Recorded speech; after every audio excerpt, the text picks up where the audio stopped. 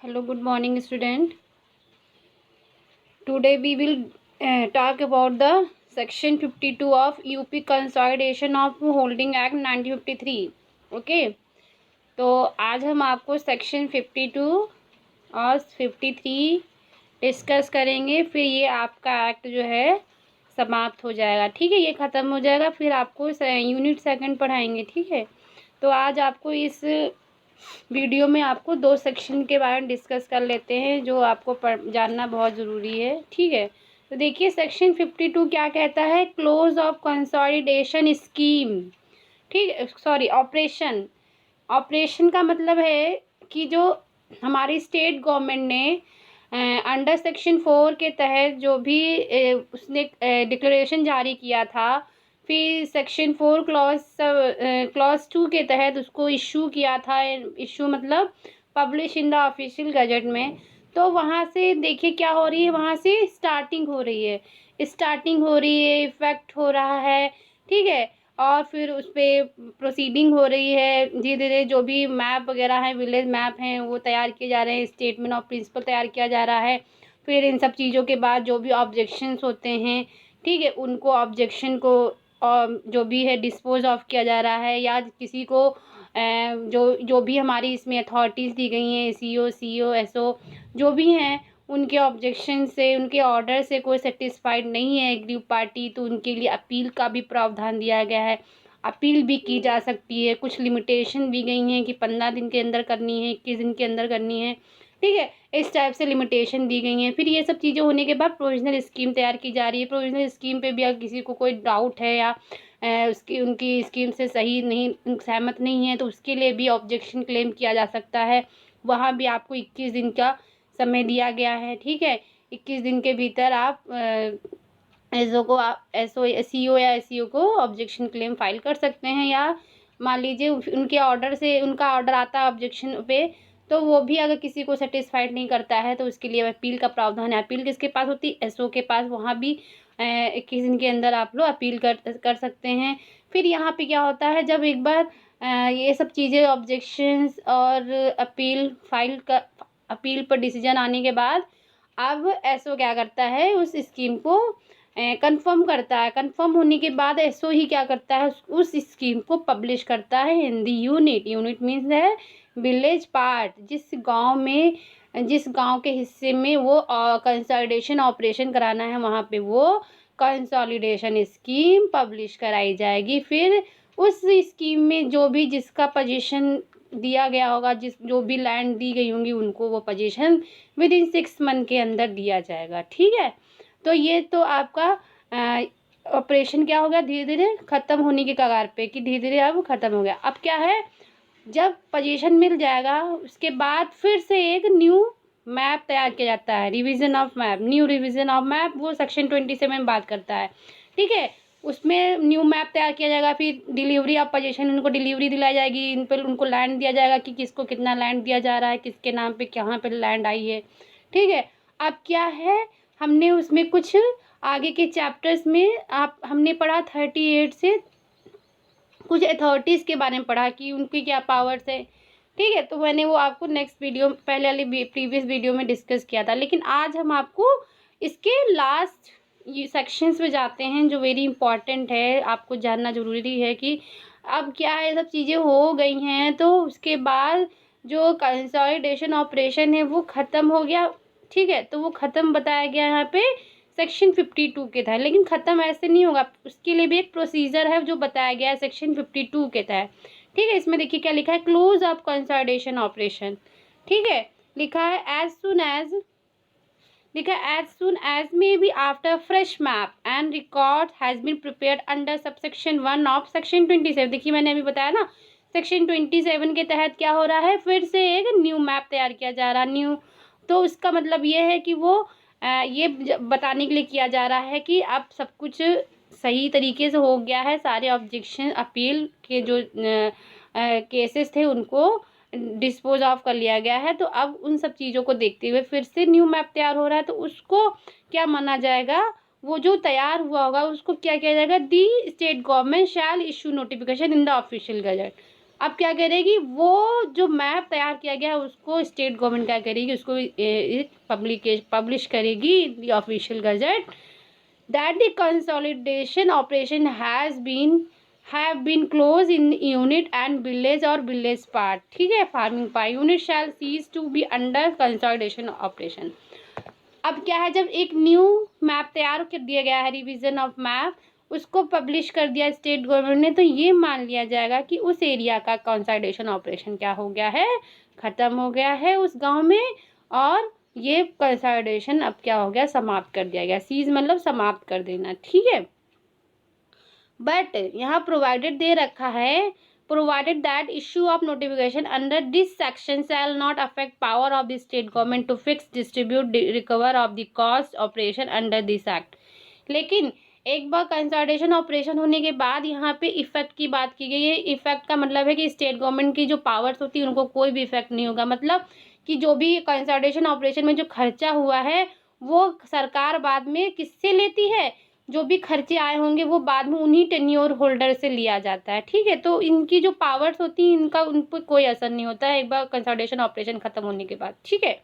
फिर आपका clause 1A दे रखा है इसमें, the notification issued under subsection 1 shall be publish. देखिए पब्लिश कर दिया गया कि नहीं, वहाँ इश्यूड किया गया कि नोटिस इश्यूड हो गया, अब क्या किया गया, इनको एक पब्लिश कर दिया जाएगा। Publish also daily newspaper having circulation in the area and in such other manner में बी कंसिडर प्रॉपर। जो उस एरिया में, उस गांव में जो भी न्यूज़पेपर, डेली न्यूज़पेपर चलता होगा उस एरिया में वो पब्लिश किया जाएगा, ठीक है। क्लॉज 2 कहता है, not with standing content in subsection 1 any order pass by court of competent जुडिक्शन in case of ratified under the provisions of the constitution of India in the case of proceeding pending under this act on the date of issue of notification under subsection 1 shall be given effect by the such authorities as may be prescribed, and the consolidation operation shall or for their may purpose be deemed to have not be disclosed।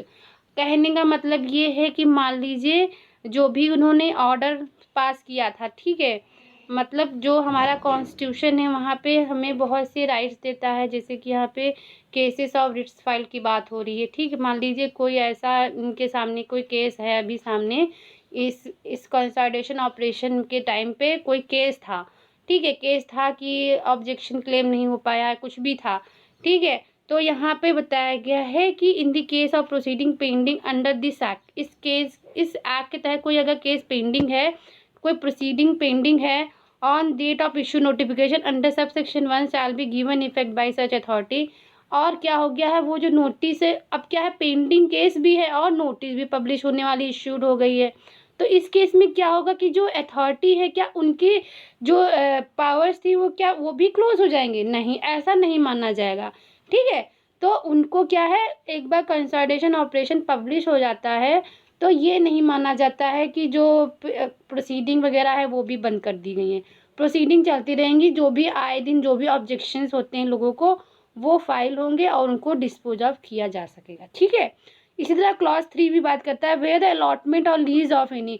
अब मान लीजिए allotment और lease से संबंधित कोई dispute arise हो गया, इसमें देखिए lease of any land made before consolidation scheme become final under section 23 is cancelled by an order under subsection 4 of section 198 of Uttar Pradesh Zamindari Evolution and Land Reform Act 1950, and such order becomes final then notwithstanding anything contained in the provision of this act. Such order shall be given effect to by the authorities as may be prescribed in the following manner, and the consolidation operation shall purpose be deem to had not be disclose. कहने का मतलब यही चीज़ है कि जैसे ऊपर की बात की है कि कोई प्रोसीडिंग पेंडिंग में थी तो उसको नहीं सुना जा सका, तो वो क्या है बाद में भी सुन सकते हैं, उनको पावर दी गई होगी। वो पावर जो भी ऑफिसर अथॉरिटीज़ हैं इसके एक्ट के तहत जो अपॉइंट की गई हैं बाय द स्टेट गवर्नमेंट के द्वारा, तो वो लोग अपना कार्य करते रहेंगे।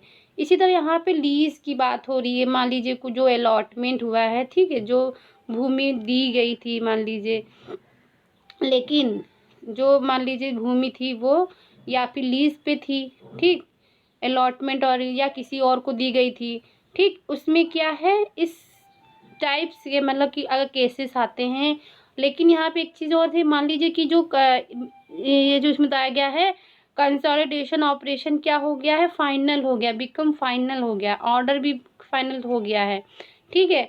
तो उस केस में क्या होगा कि जो हमारे जो अथॉरिटीज़ हैं वो क्या करेंगे, ठीक है। तो अथॉरिटीज़ के पास क्या राइट्स होंगे, देखिए इसमें बताया गया अगर किसी की ज़मीन जो है किसी को या फिर किसी को दी जा रही है, किसी की पहले से इस नोटिफिकेशन इशूड होने के पहले से ही वो ज़मीन जो थी वो लीज़ पर थी या किसी और को थोड़े समय के लिए दी गई थी, अलॉटमेंट की गई थी, तो उस केस में क्या होगा कि जो हमारा कंसोलिडेशन ऑफिसर है उसको क्या करेगा, सबसे पहले उन केसेस को शॉर्ट आउट करेगा, ठीक है। क्लॉज ए में यही बताया गया, the value of land which was the subject matter of such allotment और lease shall be first be asserted in the manner prescribe, मतलब उनको फर्स्टली क्या किया जाएगा, असर्टेन किया जाएगा, निश्चित किया जाएगा कि ये ज़मीन किसकी है, उसको उसके हाथ दी जाए, मतलब डिस्पोज ऑफ करना, ठीक है। दी फिफ्थ क्लॉज बी कहता है which value refer to in clauses shall be deducted from the total value of land allotted to the tenure holder concern during consolidation of proceeding. मतलब ये है कि इसमें ये भी हो सकता है कि जो नए तरीके से लैंड दी जा रही होगी, ठीक है, नए तरीके से जो लैंड दी गई होगी कि अब हमको उस जगह नहीं मिल के कहीं और मिल रही है, तो वो वहाँ पे मान लीजिए कि कभी कभी होता नहीं है कि टेन्योर होल्डर को लगता है कि मुझे अच्छी ज़मीन नहीं मिली, तो वो क्या कर सकते हैं, उसकी वैल्यू को क्या कर सकते हैं, जो भी लैंड की जो वैल्यू होती है, जो भी उसमें जो रेवेन्यू लिया जाएगा उसको कम किया जा सकता है, ठीक है, ये है, ठीक। इसके बाद आपका सी है, the tenure holder shall be entitled during consolidation of proceeding do land equivalent in valuation of said land. कहने का मतलब है कि जब भी कंसोलिडेशन ऑपरेशन मतलब चकबंदी कार्रवाई हो रही होगी, तो वहाँ पे जो टेन्योर होल्डर होंगे वो क्या करेंगे कि जो उनके पास फॉर्मर मतलब पहले जो लैंड थी उसी के बराबर की लैंड की डिमांड कर सकते हैं, ठीक है, कि हमें उसी के जैसा लैंड या उसी के बराबर लैंड हमको दी जाए, ठीक। वैसे दिया तो बराबर ही आता, मान लीजिए इन केस उनको कम ज़्यादा जो भी है उस पर भी ये लोग अपनी प्रोसीडिंग कर सकते हैं। तो वही बताया गया है कि क्लोज ऑफ कंसोलिडेशन ऑपरेशन में क्या क्या होता है कि वहाँ भी अगर किसी को कोई ऑब्जेक्शन होता है तो वहाँ भी डिस्पोज ऑफ मामला किया जाता है, और फिर इसको फाइनल तभी माना जाता है जब इसको पब्लिश कर दिया जाता है इन द ऑफिशियल गजट में, ठीक है। फिर आपका सेक्शन 52 आता है, 52A आता है, बहुत वेरी इंपॉर्टेंट सेक्शन है। आप लोग देखिए चेक्स वगैरह के लिए भी कंसोलिडेशन ऑपरेशन किया जाता है, ठीक है। अभी तक क्या था, हम लोग ने एग्रीकल्चर पर्पज से लैंड को कंसोलिडेट किया था, अब क्या है रोड वगैरह के लिए भी भूमि जो है वो कंसोलिडेट की जाती है। तो इसका जो प्रोविज़न बताया गया है सेक्शन 52A के तहत, देखिए तो जल्दी जल्दी आपको बता देते हैं। इसमें क्लॉज 1 कहता है in the case of unit in relation to notification under subsection 1 of section 52, मतलब यहाँ है कि जब नोटिफिकेशन इशूड हो रहा है सेक्शन 52 के तहत and commencement of Uttar Pradesh consolidation holding act 1970, इसके पहले की बात हो रही बिफोर, ठीक है।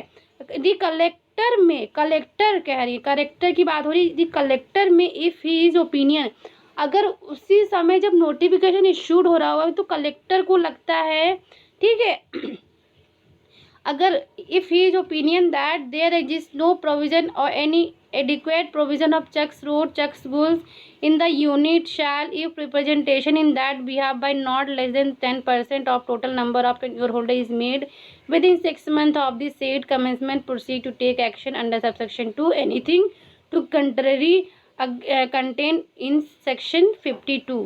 मतलब ये है कि जब भी नोटिफिकेशन जारी हो रहा होगा सेक्शन 52 के तहत, उसके पहले ही अगर चकबंदी हुए कलेक्टर को लगता है कि उस एरिया में रोड वगैरह नहीं है, ठीक है, तो चक रोड या चक गुल्स नहीं है, तो वहाँ पे क्या करेगा टेन्योर होल्डर्स की, ठीक है, उनकी विलिंग से अगर वहाँ उस गांव के 10% टेन्योर होल्डर चाहते हैं कि उनको एक अच्छी रोड मिलनी चाहिए, तो उसी समय क्या किया जाएगा, उससे संबंधित भी क्या किया जाएगा, नोटिफिकेशन जारी किया जाएगा, ठीक है। तो 10% लोग क्या करेंगे, अपनी रजामंदी देने के बाद विदिन 6 मंथ के अंदर, विदिन 6 मंथ के अंदर इस पर क्या किया जाएगा, कार्य किया जाएगा of set commencement proceed to take action, उस पर एक्शन लिया जाएगा विदिन 6 मंथ के अंदर, ठीक है। अब क्या किया जाएगा, अभी ये पूरी तरीके से क्या हो गया है, अभी कार्रवाई चल ही रही है पूरी, ठीक है। अब क्या होगा क्लास 2 में कि उनको लगा कि हमें रोड भी चाहिए, तो फिर उन्होंने अपना डिसीजन ले लिया और 10% टेन्योर होल्डर्स की भी रजामंदी ले ली और 6 महीने के अंदर उनको क्या करना है, ये कार्य करना है। तो फिर क्लास 2 में क्या होगा कि collector may cause a notice of the proposal to take action under this section shall also of the representation if any received under subsection 1 to be given in the unit by beat of drum।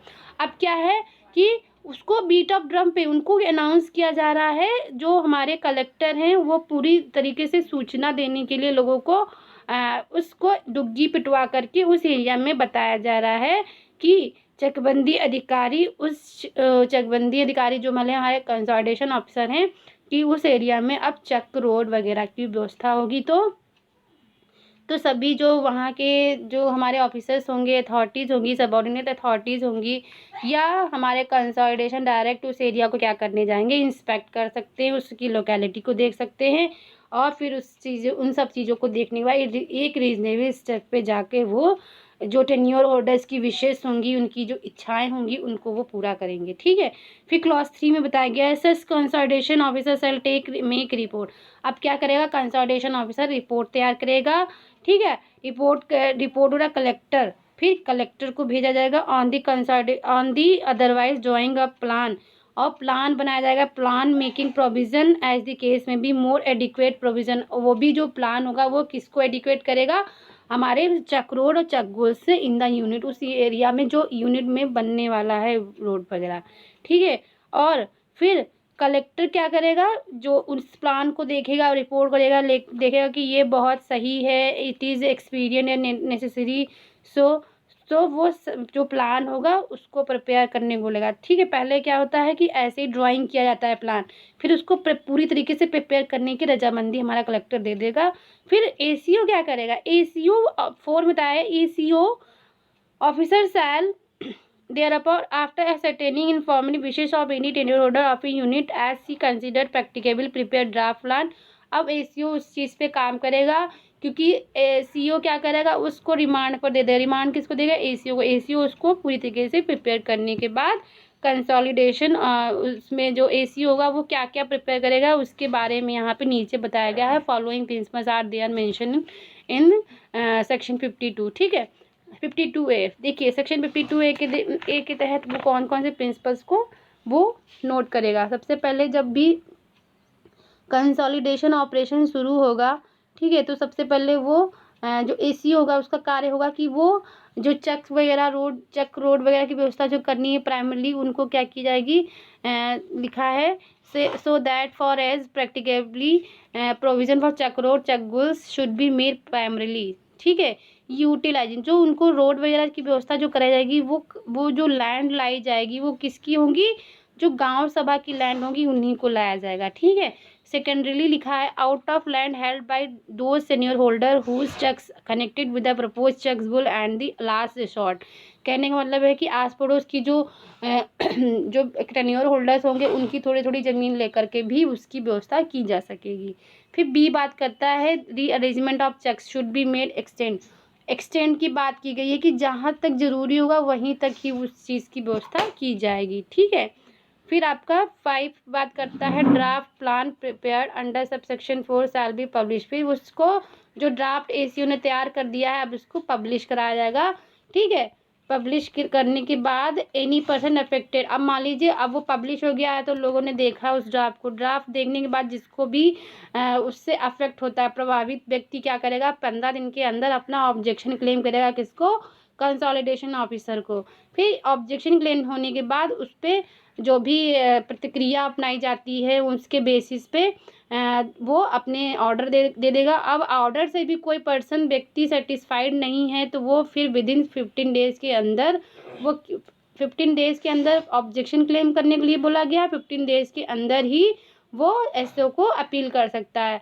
Appeal पे जो SO का decision आएगा वो final माना जाता है। फिर क्या होगा, अब एक बार जब लेकिन यहाँ ऊपर के जो क्लॉज ए और बी हैं इन दोनों को सुनने से पहले सबसे पहले जो एसओ होंगे या सीओ होंगे वो लोग उस एरिया का क्या करते हैं, इंस्पेक्शन करते हैं, तभी जा कर के वो ऑब्जेक्शन पे ऑर्डर देते हैं या अपील पे ऑर्डर देते हैं। फिर क्या, it shall be lawful for, D बात करता है, it shall be lawful for reason to be recorded in writing for the consolidation of settlement officer. अब क्या है, यहाँ पे जो भी ऑब्जेक्शंस हैं या अपील पे जो ऑर्डर आने वाले हैं, अब मान लीजिए कि वो सही निकलते हैं, ऑब्जेक्शन वगैरह जो होते हैं, वो मान लीजिए कि लोगों की जो एग्री पार्टी है वो कहती है कि हमें ऑब्जेक्शन है, ये गलत हो रहा है, तो उसको क्या करती है, उस कॉजेस को क्या करती है, राइटिंग में नोट किए जाते हैं और फिर उसको चेंज करने के लिए बुलाया जाता है। चेंज कौन करता है, एसीओ को दिया जाता है, कंसोलिडेशन ऑफिसर। एसओ क्या करता है, उसी चीज़ को चेंज करने के लिए, मतलब मॉडिफाइड करने के लिए बोला जाता है। मॉडिफाइड करने के बाद ये जो रिमांड होती है किसको दी जाती है, सीओ या एसीओ को। ठीक, अब एसओ क्या करेगा, एसओ फिर ये जब चीज़ें जब बदल दी जाती हैं, न्यू प्रोविजंस जो ऐड किए जाते हैं, अमेंड हो जाता है वो जो भी ड्राफ्ट है, फिर उसको उस ड्राफ्ट को क्या किया जाए, एसओ क्या करता है, कंफर्म करता है। 8 क्लॉज 8 बात करता है कंफर्म दी प्लान। ठीक है, जो प्लान जो ड्राफ्ट किया गया था उसको कंफर्म किया जाता है।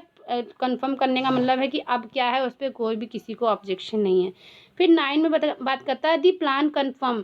अब प्लान कंफर्म हो गया है तो उसको फिर क्या किया जाएगा, उसको एक यूनिट में पब्लिश कराया जाएगा जिस एरिया में वो चीज़ व्यवस्था की जानी है। ठीक है, जैसे सेक्शन 23 के तहत कंफर्म किया गया था उसी तरीके की प्रतिक्रिया यहाँ भी अपनाई जाएगी। ठीक है, और ये कंफर्म करेगा कौन, हमारा एसओ करेगा, पब्लिश भी कौन कराएगा, एसओ ही कराएगा। ठीक है, ठीक है, तो ये आपका सेक्शन 52A कंप्लीट हो गया है।